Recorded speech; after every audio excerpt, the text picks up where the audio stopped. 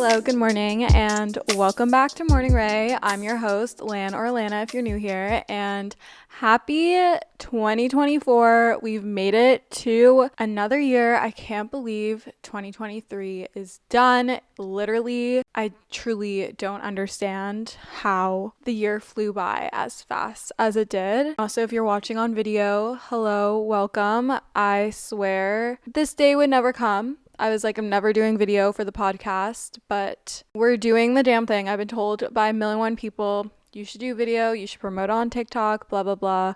And here we are, starting off 2024 with a bang with video. If the video isn't out, it's because I didn't figure out how to sync the audio from my mic, my new mic, to my camera footage. So if the video isn't there, that's why. But hopefully moving forward, we will have video. It feels really weird recording myself on film while podcasting because I really did love the whole aspect of podcasting and how it didn't matter what the lighting was. I could just talk to you guys. It's like we're on FaceTime. I feel like we're on FaceTime right now. We're just chilling on my couch, but happy 2024. Happy New Year's. I hope you all had a fun New Year's, no matter what it was. I really think that 2023 was the foundation and a year of growth for me. I wonder if I'm alone on this, if maybe I'm sure other people feel similarly, but I have this inner gut instinct that 2024 is going to be the year of power and drive. I'm ready to full send and really make things happen in my life, specifically in my career. 2023 felt like the foundation, the exploration year, the trial and error era, and now we are on to full sending and pushing the limits and really just seeing what I can do and what I'm capable of, and just bringing so much more abundance, happiness, health, and success into my life. And I wish nothing but the same for you guys as well who are listening. Let's move on to my current faves. I am currently obsessed. This is so random, you guys. I am obsessed with the Fairlife chocolate milk. It is so good. If you haven't had it yet, if you have forgotten about chocolate milk and are sleeping on chocolate milk, it is the perfect post-run, post-workout snack treat. Whatever you want. I love the Fairlife one because it's high in protein, so helping me reach those protein goals. You guys know I'm currently very much a gym girly. We are strength training and prioritizing our protein. I also have fallen in love with my Voluspa Santal Vanille candle. I honestly think it is the best bang for your buck. It is $54 Canadian. You get 150 burn hours. Most candles, for comparison, are around the same price, if not more, and only give you 60 burn hours. So having 150 burn hours as a girly who loves to just leave her candles burning 24/7 is a game changer, because I cannot be spending so much money on new candles every week. And I love Santal. I love sandalwood. You guys know I love my scents, and we're in the season of burning candles. It sets the vibes.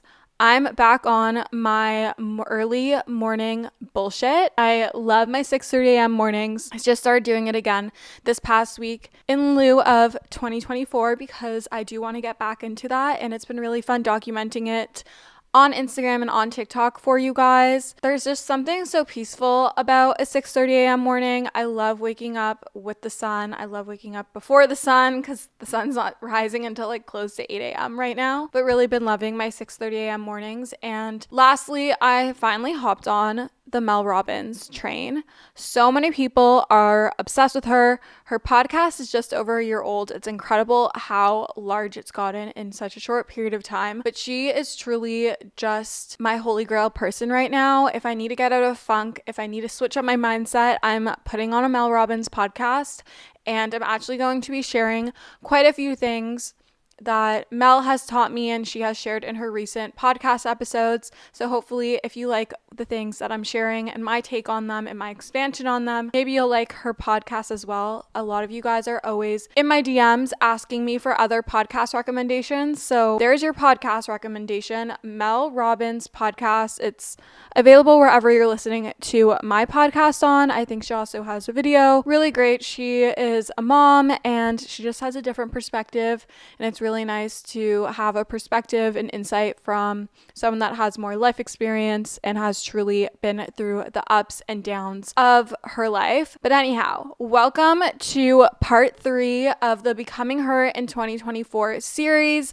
I hope you've been enjoying it. It seems like you guys are. I really have been loving seeing your responses on Spotify. If you listen to on Spotify, I always ask a question on the little interactive part on the page. If you scroll down on the listening page, you can see the question and answer, and I love posting all of your answers. It's just a lot of fun. But I really love this series. I did something similar last year. If you didn't know, it was I don't know. I don't remember the name of the series, but it was episodes 105, I believe, to 106 or 104 to 106. I think it was 104 to 106. I'll link it in the show notes if you want to go back and listen to that. We have discussed everything from vision boards and goal setting to mindsets and routines, habits galore.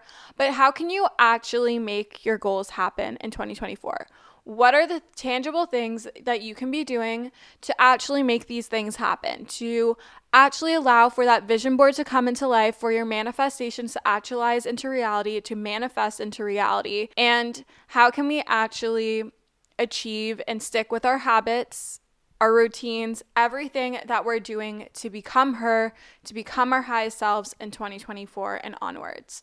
We're going to start off with 6 questions. This is a really good journal exercise, so if you want to take a moment and pause the podcast to go grab your journal or to open up the notes app on your iPhone or your phone, whatever. These are 6 questions that Mel Robbins spoke about on one of her recent episodes of her podcast. I thought it was a really insightful exercise. It's something I did, and I strongly encourage you to do this as well. So the first question is, what were the highlights of the past year? What were the highs that you had in 2023? What are things you accomplished? What are moments that really stick out to you that were filled with a lot of joy, happiness? Maybe you were proud. Maybe it was something you overcame. What were the highlights of the past year? With focusing on the highlights, it's also important to remember the hardest aspects. What were the hardest aspects of your life in the past year? What are the hardest obstacles you overcame? Don't forget about all the hard work you put in to maneuver those and to get through those and to push through, because you came out stronger and it made you a better person because of it. After we reflect on our highlights and our lowlights, or the hardest aspects of your life over the past year, I want you to ask yourself, what did you learn over this past year? What were the lessons that you learned from these hardships, or maybe from the highlights, or anything in between? What were the lessons we learned? I'm a believer that we learn something every single year, and it's important to take a moment to just sit and reflect and acknowledge and bring the spotlight onto these things. I feel like often we can go through a year, or we can go through the month, a period of time, and kind of forget about the little things. We can forget about how much growth we have had and how far we've come. It's really easy to forget about that when we're so focused on the present and the future, that we forget to look back on the past and see where we came from and how we grew and what we became from that. And the last 3 questions, Mel said that these are things that corporations always do. And even when I was working for my old company and at Lululemon and everything, we always discuss these things in our employee performance evals. TBD to that. But I want you to think about, and I want you to reflect on, what do you want to stop, continue, and start? What do you want to stop doing this year? What do you want to continue doing this year? And what do you want to start doing? Get really specific. As specific as you can get. The more specific, the better. There is no room for being broad. I want you to really just narrow it in and focus. Focus on what you want to stop. Get real with yourself. Look at yourself from the outside in. What are things that you need to stop doing? What are things that you are doing great right now that you want to continue and bring into 2024? And what do you want to start doing? What habits, what things, what routines, what do you want to work on? What do you want to start doing? So those are the 6 questions. I encourage you to pause and go reflect or you can do this after you're done listening to the podcast. But those are the 6 questions that Mel Robbins spoke about on her podcast, and I think it's a really great way to set us up for this episode and discussing how you're actually going to achieve your goals this year. I'm going to be referencing Mel a lot because I really think that she opened up a lot of things for me this year, and I guess in the past few weeks when I've been listening to her. But in order to get to where you want to go, you need to find out where you're at. It is impossible to put a plan in place if you don't know where you currently are. Where are you on the timeline to achieving that goal? The issue that a lot of people have when they set their New Year's resolutions or they set goals for themselves or try to build habits, whatever it may be, is that they don't actually know where they're at and they have no plan to get to where they want to go. They just create this big goal and hope for the best. It's almost like an attempt at manifesting without actually putting in the work and taking the actions and the steps that are necessary in order for that manifestation to actualize. You really have to acknowledge where you're at in order to get to where you want to go. Think about it. Mel said it this way. Say you are lost and you need to get to a certain place. You have no navigation, you need to get to point B, but you don't know where point A is. How the heck are you supposed to find directions to point B if you don't know where you currently are? You need to know where you are in order to get to where you want to go. I'm sorry if I explained that. Not the best.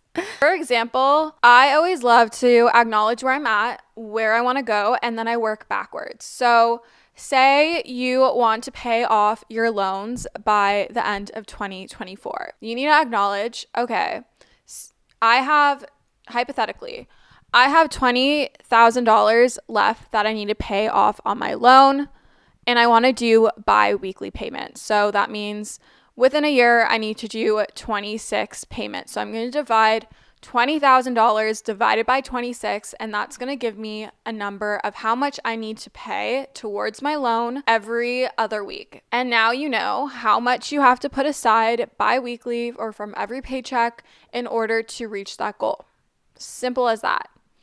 I like to think of atomic habits when it comes to working towards our goals. Little habits every day that add up to bigger things. Think about getting 1% better every single day. The little things add up over time. It may not feel like a lot in the moment, the next day, or the day after, but when you look back a couple of weeks or months or a year, you will realize how far you have come and how much progress you have made. It is so attainable to get 1% better every day and to look at it as that way, to really break down that big goal into little goals by getting 1% better every day, than to just look at this big goal of yours with no idea of how you're getting there. Think about what can you do today to bring you closer to tomorrow? What would your future self, what would they be doing in their day-to-day life to be who you aspire to be? Who is her and what is her purpose? Once you figure out where you're at and where you want to go, we also need to reflect on stopping the patterns. Patterns are things in your life that happen time and time again. For example, in dating, say it's always the same outcome with a guy. They're always hot and cold, or it's always kind of ending the same way. You need to first become aware of what patterns are happening in your life and why they are happening. A lot of the times, we have patterns in our life because someone is trying to teach us a lesson. God, a higher power, whoever it is trying to teach us a lesson, and we need to figure out what that lesson is. When looking on this pattern, we need to figure out, okay, what are you missing in terms of how you're responding to certain things? What other option should you be taking? What are you doing that is leading to the same outcome time and time again? For example, I used to always go for the super arrogant, narcissistic man, and it would be very hot and cold, and it would be very much on their time, and then it would just go cold and it would end. And I realized what my lesson here was that I was confusing arrogance with confidence, and I was not setting healthy boundaries. I was not respecting myself by setting boundaries, and so I learned that I do not like arrogant men, to stay away from narcissistic men, and that I need to set boundaries and stick by them and not let men walk all over me. I'm allowed to say no. I'm allowed to be busy. I'm allowed to have values and conditions and rules and things that I need to be met in a relationship. And the reason why I bring up these patterns is that if you don't stop these patterns and if these patterns keep happening, it's only going to hold you back. It is the only thing, well, not the only thing. It's one of the things that is going to keep happening, and it's going to keep you from becoming her, from becoming your high self, and from working towards becoming that best version of yourself. So the first step is becoming aware of what patterns are happening. The second step is acknowledging what you ignored or did for this to continue happening. And the third step is determining how you are going to make a change should you be presented with the same or similar choices again. What path are you going to take this time around? What choice are you going to make? What decision are you going to make? And why? Speaking of whys, it's important to determine your why as to why you are striving for these goals, why you want to make different decisions, why you want to show up as your highest self every day to work on becoming her. What is going to drive you through and get over the obstacles when things get tough, when you lack motivation? I've spoken about this time and time again. Motivation is so short-lived. It is so short-lived. It is something that comes and goes and it is not reliable. What you can rely on is your self-discipline, your determination, and leaning onto that why. Reminding yourself why you started, why you set these goals and wanted to make these changes in the very beginning. It needs to be something that is a little deeper than just surface level. It needs to be something that pulls on your heartstrings and really gets you off of your ass and out of your old habits and into new ones. What do you want to feel? How do you want to feel it? Why do you want to feel it? What is the intention behind your movements, your habits, your decisions, the things you are doing, the end goal, the aspiration? Why do you want to become her? Why do you want to be this highest version of yourself? Why do you want to work on yourself? Like, what is the deeper meaning behind just being a better version of yourself? Like, why do you want to do that? Do you want to show up for your younger self? Do you want to be the role model you wish you had? Do you want to feel good and confident in your own skin? Really determine your why, and I want you to write this down in your journal. I want you to put it on your vision board. I want this to essentially become your mantra. I'm going to talk more about mantras later in the episode, so make sure you stay to the end. But now we're on to setting yourself up for success. We've acknowledged where we're at. We've acknowledged the patterns and how we plan to stop them. We've determined our whys, and now it's how to set yourself up for success. In order to set yourself up for success into reaching these goals and actually achieving your goals and visions for 2024, you need to create the environment to allow growth to happen. Organize your space. Your home is a reflection of your mind. A clear space equals a clear mind. Create the environment that is going to foster these habits. If you find you are always snacking late at night, okay, should we always have 1,000,001 snacks on hand? Maybe we keep them in a higher cabinet, or maybe they're things we only buy out of the house. If we want to eat better, we need a grocery shop and have healthy foods and the things that we need in our home in order to do that. Surround yourself with like-minded individuals. Think of these people as mentors. I've said this a million times, and I always talk about how Lauren Everett and Michael Bosstick talk about this on the Skinny Confidential. You are the top 5 people you surround yourself with, and this includes the content you're consuming online. Be with people who really push you and give you that reality check when you need it. People that can give you the hard truth when you need it and really help you open up your eyes. And for example, when these patterns keep happening, when you keep repeating the same patterns, you are the 5 top people that you spend the most amount of time with. Whether it's the 5 people in person or the 5 people whose content you are consistently consuming, it is important to surround yourself with people who are going to push you, who are going to reality check you, who are going to give you the hard, honest truth when you need it the most. They are the people that can help lift you up when you're lacking motivation, self-discipline, and drive. It can either be people who you feel are on the same level as you or above you. I think a combination of the two is really important because you don't want to always feel super inferior to someone, but you do want to also feel like something to aspire towards, something to look up to, almost like a mentor. When it comes to the content you're consuming, I'm referring to podcasts, creators, influential people, books. All the content you consume impacts you, whether you think it or not. I want you to think of, in 2024, does the content I'm consuming align with the type of person I'm aspiring to be? Does it align with her? Does it align with your highest self? Podcasts I love, and I've said this a million times in this episode, are Mel Robbins, the Skinny Confidential podcast, Note to Self, and Date Yourself. I really love these podcasts. I feel like they're in alignment with the type of person I am and the type of person I want to be, and withhold information that will help me get to becoming and having the mindset of my highest self, my best self, that person I'm aspiring to be on a constant and daily basis. The books I have loved that I have read are Atomic Habits by James Clear. I've spoken about it time and time again. I also love the book Attached. It talks about all about attachment styles and dating and relationships. Untamed by Glennon Doyle kind of just covers a bunch of different things. How to Win Friends and Influence People is more of a business savvy book, but really love that one. Books on my TBR, so my to be read in terms of self-improvement, are The Body Keeps Score, which I actually have, 48 Laws of Power, The Mountain Is You, Power of One More, or it's just one more, and I can't remember, and then The Daily Stoic. These are books that I really want to read in 2024. I want to get back on my self-improvement game. As much as I love my fiction books, I literally have one right here. I'm reading Fine Print by Lauren Asher. Love a self-care moment. Love my fiction books. But I really do think investing in resources to help you become the best version of yourself, investing in yourself, whether it's a book, whether it's a course, maybe it's therapy. I love therapy. You guys know I'm a huge advocate for therapy. I think everyone should be able to go to therapy. I think it's important. You don't have to have a mental illness to talk to a therapist. I think it's always important to really just keep things in fine tune. I go every month now. I used to go every week, and I just think it's important. I think it's necessary. But that is how you are going to create the environment for success.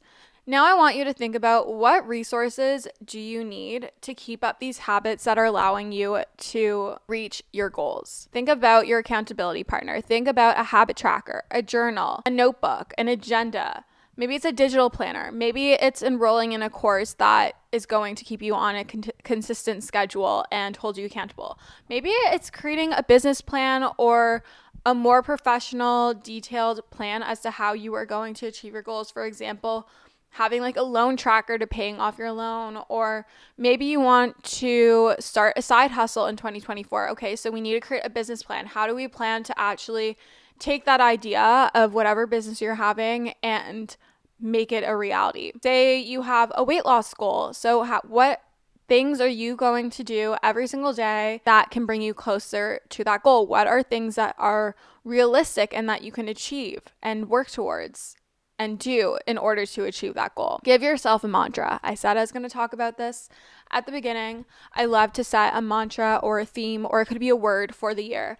And this is kind of similar to having your why. It can be complementary to your why. It could be supplementary to your why. But what can you think about and connect to your why when things get hard or you want to give up? Think of it as a theme for the year. What is going to excite you, reground your headspace, bring you back to why you started everything and why you wanted to go on this journey, why you want to become your highest self, why you want to achieve these goals?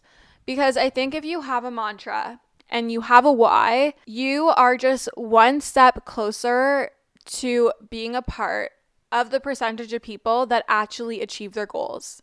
And I believe in you. And I know that you guys listening are more than capable of achieving whatever you put your mind to. You just have to be ready for that hard work and to be able to navigate the obstacles and the lows, because that's what's going to make you want to fall off. That's going to make you want to give up. But you are so much stronger than that, and you are so much more capable than you think you are. And I believe in you. Examples and mantras, okay? Get ready. You can take one of these. It's all yours. I didn't come up with all of them. I found some of them on Google. But starting off with, I am capable. I am evolving and transforming. I am the happiest when I take care of myself.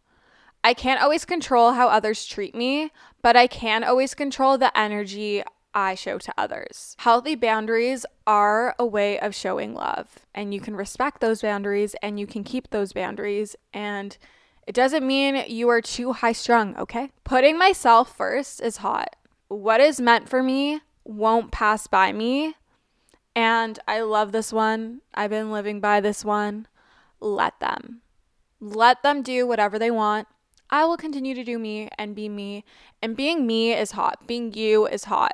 This is my new mantra. Being you is hot. Be obsessed with just being yourself. Don't try to change yourself to fit into whatever mold you think you need to be in order to fit into society. Stand outside of the box. Be your own unique self.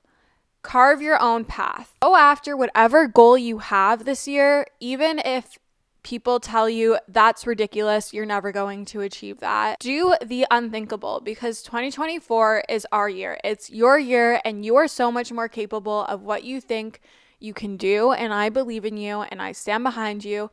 And we are going to become her this year. This is our year. We're taking it back. We're taking ownership over our life, over our decisions. We are not letting those same shitty patterns repeat themselves, whether it be in school, whether it be in our relationships with our family, with our friends, with our colleagues, whether it be in our love life and in dating. We are not letting the same shitty patterns happen over and over again. We are taking control of our life. We are in control of the plot and the story of our life. We have the power to rewrite our story. We have the power to move on from our circumstances. You are not defined by your circumstances. I feel like I'm just shooting the shit right now, but I love it, and I hope you guys enjoyed this episode. If you did, I would love if you could leave a rating or review on Apple Podcasts or Spotify. That's how you can help support the pod. I just want to take a moment to thank you all so much for your support over this past year.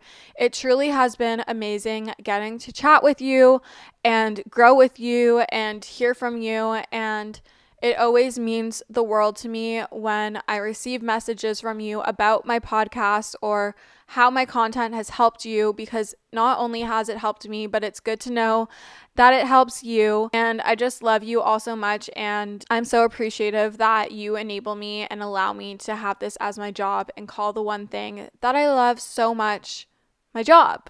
I feel so lucky and so special, and it's these messages and your support that really help me get through those tough times where I want to give up, when I want to throw the mic in and